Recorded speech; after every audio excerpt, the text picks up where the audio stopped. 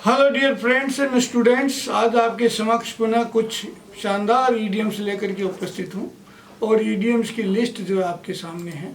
और इन ईडियम्स को आप यदि मेरे साथ एक बार कर लेंगे तो आप जिंदगी भर नहीं भूलेंगे। देखिए, सबसे पहला जो ईडियम है, a guilty conscience needs no accuser. यानी यदि आपने कोई अपराध किया है तो अपराध भाव से आप ग्रसित हो जाते हैं और अपराध जो है ना, आपके मुंह से कहलवाना चाहेगा कि आपने ये अपराध किया है, अन्यथा आप उस अपराध के रहते हुए और बिना किसी को बताए हुए आप अपने आप के साथ में जी नहीं सकते। इसलिए जिसने यदि अपराध किया है तो उसको उसकी अंतरात्मा ही कहेगी कि किसी और के कहने की जरूरत नहीं है, वो खुद ही कह देगा कि मैंने ये अपराध किया है। यानी गिल्टी कॉन्शियस होना चाहिए। गिल्टी कॉन्शियस अंतरात्मा इसी उसके अंतर महसूस करती है कि उसने अपराध किया है, तो फिर किसी और के द्वारा उस पर लांछन लगाने की आवश्यकता नहीं पड़ेगी। नेक्स्ट है dead man tells no tales. यानी जो व्यक्ति मर गया है, इस संसार से विदा हो गया है, तो जो जितने भी सीक्रेट्स या जितने भी उसको मालूमात थे, जानकारियाँ थी, वो उसी के साथ दफन हो जाती है। इसलिए आप देखते हैं कि कई बार किसी आदमियों का मर्डर किया जाता है, वो इसीलिए किया जाता है कि उनके पास वो जानकारियां हैं जो उनके लिए घातक सिद्ध हो सकती है। इसलिए वो चाहते हैं कि ये जानकारियां दुनिया से खत्म हो जाए, पता नहीं लगे, तो उस जानकारी को, जिसके पास वो जानकारी है, उस व्यक्ति को ही वो खत्म कर देते हैं। तो अक्सर आप समझते हैं कि कोर्ट में गवाही देने जाने वाला था, परंतु रास्ते में उसको एक्सीडेंट करके मार दिया गया। क्यों? कि उसको मालूम था और वो यदि कोर्ट को बताता तो उससे उनको सज़ा मिल सकती थी। इसलिए सज़ा से बचने के लिए वो उसके पास, उस व्यक्ति को ही जिसके पास ये जानकारियां हैं, उसी को ख़त्म कर देते हैं। नेक्स्ट है who keeps company with the wolf will learn to howl. देखो, जैसी आपकी कंपनी है ना, वैसे ही आप में गुण आ जाएंगे। यदि ऐसे अपने दूसरा एक ईडियम और है ना कि a man is known by the company he keeps. यदि आपकी बुरी कंपनी है तो बुरे गुण तुरंत आप में आ जाएंगे। अच्छे गुण हो तो अच्छे गुण आने में बहुत टाइम लगता है, परंतु बुरे गुण तो फटाफट, यदि आपको पैलेटेबल भी होते हैं, अच्छे भी लगते हैं, ज़्यादा जोर भी नहीं आता, बुरे गुण आप तुरंत स्वीकार कर लेते हैं। तो इसलिए इसका यही है कि यदि आपकी कंपनी विकट लोगों के साथ में है तो आप भी विकट हो जाएंगे। चलिए नेक्स्ट स्लाइड्स है have the word by tail. यानी एक आदमी बहुत यदि सक्सेस हो जाए और बड़ा संतुष्ट हो, बड़ा जीवन में आनंदित हो, तो वो कह सकता है कि I had the word by tail. Next slide है learn to walk before you run. यदि आप कोई बड़ा काम करना चाहते हैं तो पहले छोटी मोटी नीटी ग्रीटीज, उसकी आरंभिक व्यवस्थाएं, उसकी ज़रूर आपको सीख लेनी चाहिए। यदि कोई बड़ा बिजनेस आप करना चाह रहे हैं तो सर्वे करके पता लगा लेना चाहिए कि इसका ABCD क्या है। जैसा कि शिक्षा में भी यही करते हैं कि बच्चे को भी धीरे धीरे दर्जा ऊंचा किया जाता है, शुरू से लेकर के उसको पढ़ाया जाता है, एकदम से उसको कूदवाया नहीं जाता, एकदम से उसको बड़े भारी मैथमेटिक्स के सवाल नहीं दिए जाते। इसलिए आपको यदि कोई बड़ा काम करना है तो उसका छोटा सा जो भी गुण है, छोटा जो पाठ है, वो जरूर सीखना चाहिए, अन्यथा आप गिर जाएंगे और आप असफल होने के बड़े चांसेस होंगे, क्योंकि अनुभव सबसे बड़ा चीज़ है इस दुनिया में।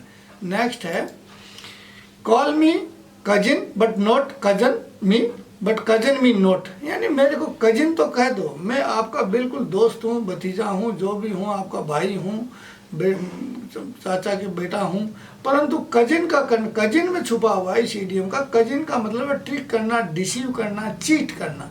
आप जानते हैं कि ये ऐसा नहीं है, ऐसा करना गलत है, फिर भी एक दोस्त को आप जो है ना उसको उससे बातें छुपा करके उसको आप मोटिवेट कर देते हैं किसी काम करने के लिए, जिससे कि उसको तो कोई फ़ायदा नहीं होता है, फ़ायदा आपको होने की गुंजाइश हो जाती है।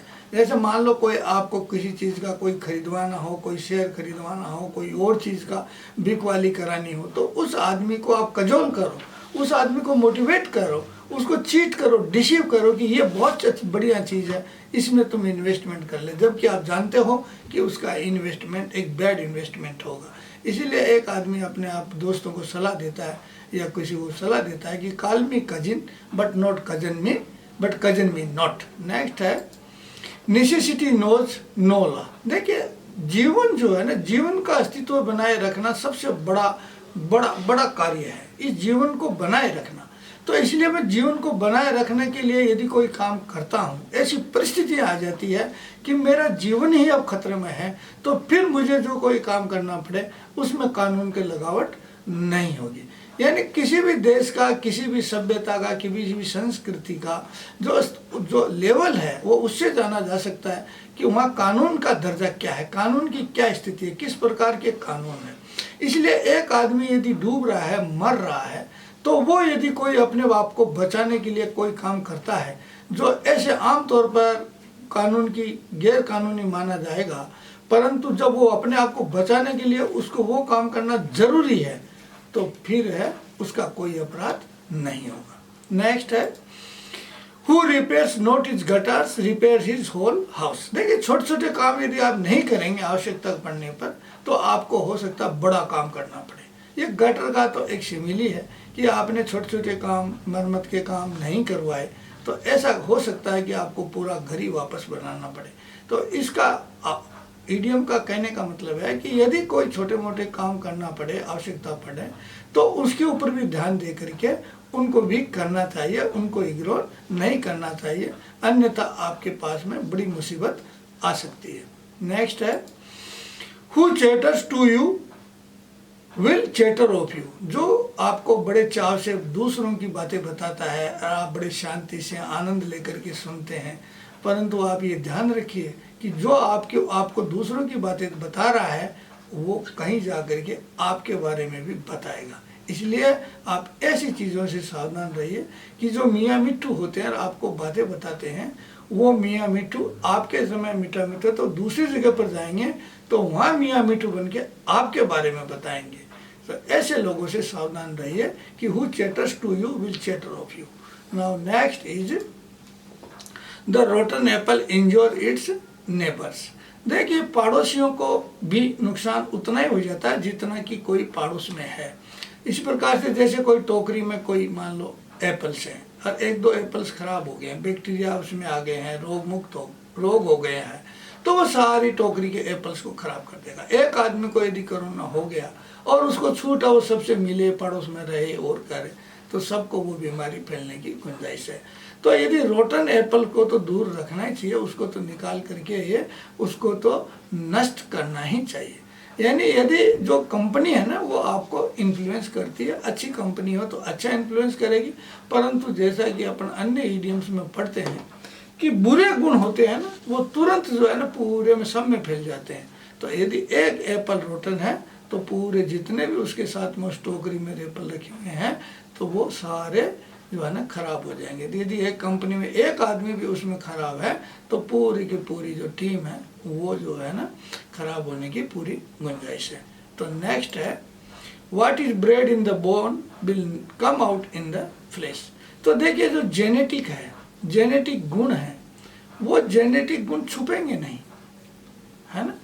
जो जेनेटिक गुण है वो नहीं छुपेंगे। ब्लड विल टेल, ऐसे बोलते हैं ना कि जो खून है ना वो बोलता है। तो आपने महाभारत का किस्सा सुना है कर्ण का, कि वो क्षत्रिय था, परंतु शिक्षा के लेने के हिसाब से उसने कुछ अपने आप को क्षत्रिय नहीं बताया था।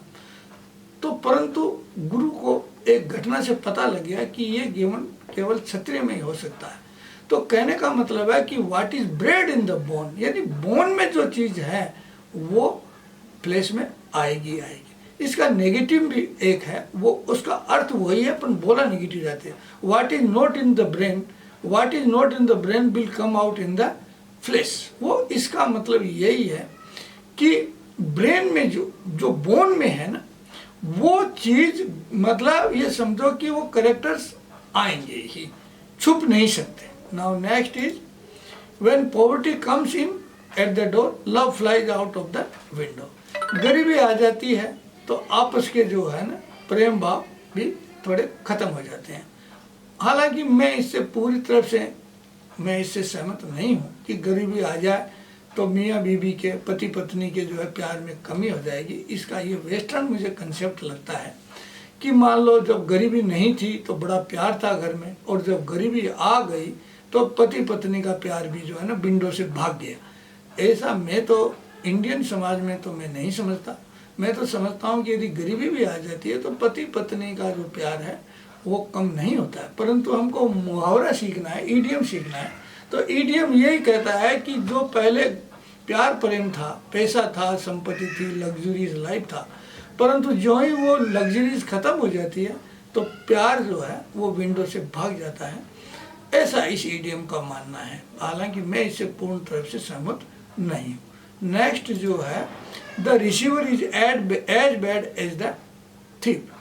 अब देखिए, यदि चोरी का सामान आप खरीदते हैं तो आप भी चोर के समान ही हैं, और आपने किसी चीज़ को दुनिया को परोसा है, वो खराब है चीज़, किसी के इंसल्टिंग है, तो आपने परोसा, चाहे आपने किसी से सुना हो, परंतु परोसा आपने है, तो आप भी उतने ही दोषी होंगे जितने कि दूसरे दोषी हैं। नेक्स्ट,